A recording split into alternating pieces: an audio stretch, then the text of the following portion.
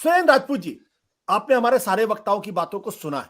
अब यहां मेरा कांग्रेस पार्टी से सवाल यह है कि अगर मान लो उनको डिप्लेन कर भी दिया गया, अगर उनको हिरासत में ले भी लिया गया, तो वहां पे हवाई जहाज को पे टॉरमैक पे प्रदर्शन करने का क्या मतलब है? क्यों आप लोगों ने किया? आपने तो पूरे हवाई जहाज को एक तरीके से हाईजैक कर दिया अपने हिसाब से। आशुतोष भाई, आपका ये आरोप भी हमारे ऊपर सिरोधार्य है। हम कोई इसको लेकर के सफाई नहीं देते, अपनी बात बता सकते कि हमने ऐसा क्यों किया।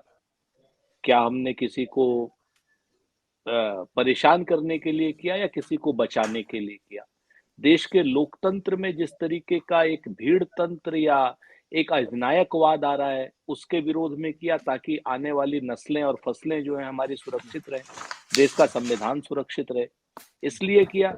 यह हमारा अपना कोई व्यक्तिगत फायदा, नफा या नुकसान था, ये तो आप लोगों को डिसाइड करना है। कि एक आदमी, हम जमानत भी ले सकते थे 2 दिन बाद, 4 दिन बाद, लेकिन एक बार ये अगर नजीर बन जाती तो निश्चित तौर पर जानिए कि आज इन्होंने पवन खेड़ा के लिए अगर किया है, तो कल पूरे देश में आशुतोष जी सहित यहाँ जितने पैनल पर बैठे हुए हैं, किसी को बस से गिरफ्तार कर लिया जाएगा, किसी को ट्रेन से गिरफ्तार कर लिया जाएगा, किसी को जहाज से गिरफ्तार कर लिया जाएगा, और देश को एक बनाना रिपब्लिक बना करके माइट इज राइट का एक फार्मूला चल जाएगा कि साहब आप हमारे पक्ष में है तो हमारे साथ में है, आप अगर हमारे पक्ष में नहीं है तो हम आपको जेल में ठूस देंगे। बहुत साफ सी बात है। चाइना मॉडल आप कह लीजिए, कोई और मॉडल आप कह लीजिए, जहां पे लोकतंत्र संविधान की कोई जगह नहीं है, जो इस समय वर्तमान का लोकतंत्र संविधान हमारे यहाँ है। तो हमने तो विरोध इसलिए किया। अब ये फैसला मैं आपकी जूरी पे छोड़ता हूं कि हमने सही किया या गलत किया। कुछ लोगों को परेशानी भी हुई होगी, उसके लिए हम क्षमा मांगते हैं, लेकिन हम एक चीज जरूर बता दें कि आज ये छोटी परेशानी जिन लोगों को हुई है, उनकी वजह से एक नजीर बन गई है कि दोबारा भारतीय जनता पार्टी के लोग, या जो लोग भी लोकतंत्र को अपने जेब की बांदी समझते हैं, वो शायद दोबारा ऐसे हिम्मत या हिमाकत नहीं करेंगे। तो अब ये आप लोगों को डिसाइड करना है। मैं इससे ज्यादा सफाई या अपनी बात, कांग्रेस की बात नहीं कह सकता हूं इस मुद्दे पर। फिर दूसरी बात आज सुरेंद्र जी, पवन खेड़ा ने जो बात कही, क्या आप उससे सहमत है? क्या कांग्रेस पार्टी उसको एंडोर्स करती है? 2 बातें बड़ी साफ हुई हैं। पहली बात तो मैं यही पैनल पे सुन रहा था, बिल्कुल भी जो बातें किसी भी तरीके के पब्लिक डिस्कोर्स में जो शब्द इस्तेमाल किए जाने चाहिए, उन शब्दों से थोड़ा सा इतर हटे वो, इसमें भी कोई दो राय नहीं है। इस बात को लेकर के हम सब लोग एक मत हैं। पवन खेड़ा स्वयं में उस मत के हैं। चाहे उन्होंने उन्होंने स्पष्ट रूप से अपनी बात कही। आप लोग सब कह सकते हैं या हम भी कह सकते हैं कि उन्होंने डेलिब्रेट कहा या उन्होंने स्लिप ऑफ टंग थी, लेकिन बात तो जिसने कही उसी की मानी जाएगी, और उन्होंने इमीडिएटली उसको करेक्ट भी किया।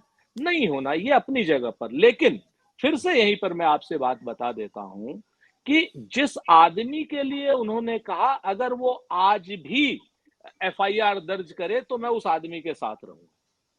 अगर नरेंद्र मोदी स्वयं एफआईआर दर्ज करते हैं तो मैं नरेंद्र मोदी जी का साथ दूंगा, इसमें कोई दो राय नहीं। लेकिन नरेंद्र मोदी को खुश करने के लिए अगर लोग एफआईआर लॉन्च करेंगे तो निश्चित तौर पर यह लोकतंत्र का मजाक है, संविधान का मजाक है, हमारे देश की न्याय प्रणाली का मजाक है।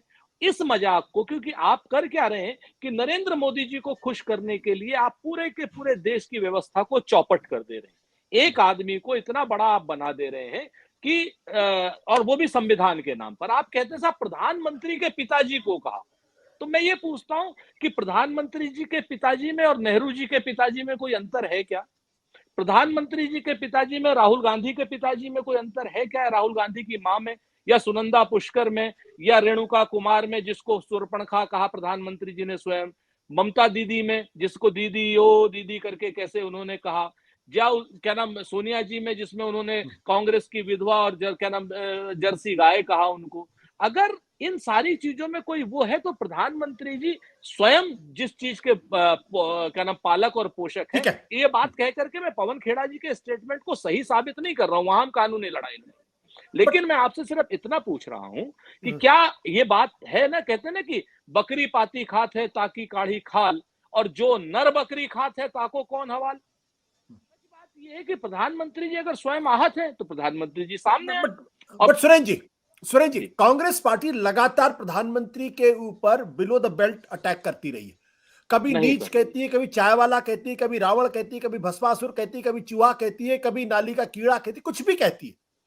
मैं और कभी मैं स, और कभी पहरेदार पहरेदार चोर है। क्या ये चौकीदार जस्टिफाइड है? क्या चौकीदार क्या ये जस्टिफाइड है? क्या क्या मैं जिन शब्दों का, सब वो देश के प्रधानमंत्री हैं, हो सकता है आप उनसे सहमत ना हो, लेकिन है तो देश के प्रधानमंत्री। अगर देश के देश के प्रधानमंत्री हैं तो जाहिर सी बात है उस पद की गरिमा का ख्याल कांग्रेस पार्टी को भी रखना चाहिए, संसद के अंदर भी, संसद के बाहर भी। मैं सहम आप मुझे छोटी सी एक बात बता दीजिए जी।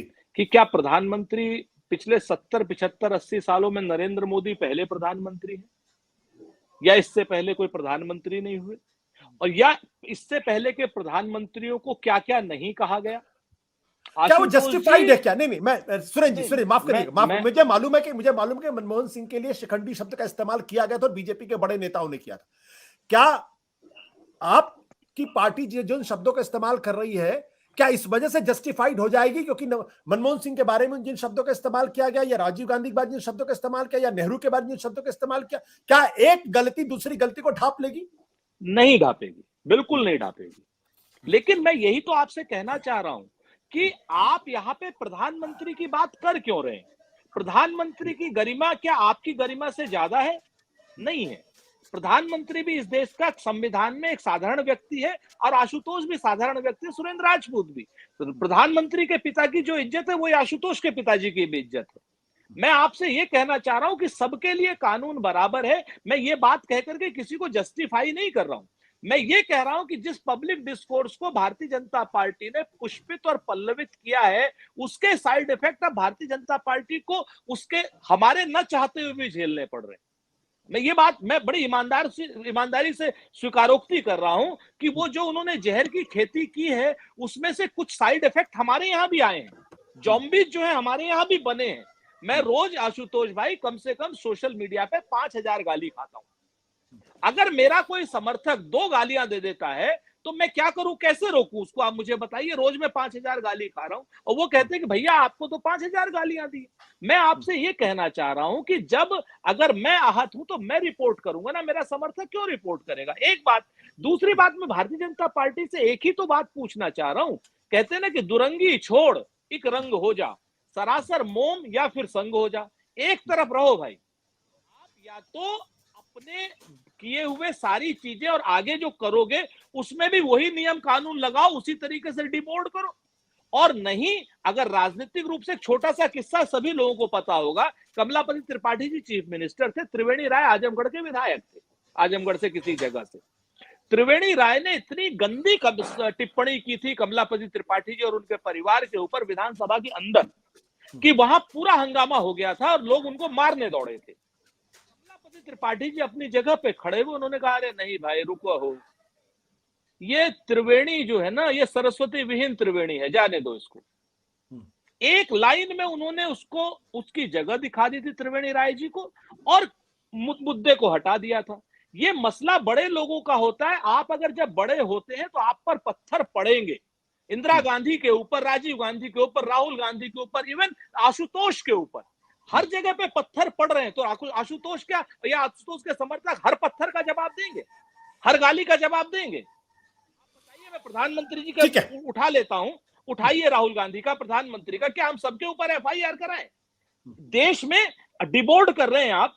आपने मेहुल चोकसी को डिबोर्ड किया, ललित मोदी को डिबोर्ड किया, नीरव मोदी को डिबोर्ड किया, आपने वो जो तमाम संदेशरा टाइप के लोग हैं उनको डिबोर्ड किया।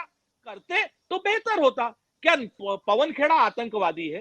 पवन खेड़ा क्या विदेश जा रहे थे? पवन खेड़ा कहां थे? जो सबसे बड़ी बात आपके विद्वान पैनल ने कहा कि साहब नोटिस देके पूछ लेते। अगर किसी की उंगली पे सर कट हुआ है तो उसको आप 302 नहीं लगा सकते ना, फांसी की सजा थोड़ी दे देंगे आप। सजा तो उतनी देंगे जितना उसने अपराध किया होगा। ठीक है, हम उस बात को कह रहे हैं, हम इस डिस्कोर्स को कह रहे हैं सर। बस 5 सेकंड, हम इस डिस्कोर्स के लिए आपसे कह रहे हैं कि मत करिए। आगे वाली आने वाली जो सरकारें हैं वो इसको नजीर बनाएंगी, और यकीन मानिए ये पवन खेड़ा को डिबोर्ड कर रहे हैं, कल की डेट में कोई और आएगा 10, 20, 50 साल बाद, वो गोली मार देगा। सत्य हिंदी का ऐप डाउनलोड करें गूगल प्ले स्टोर पर।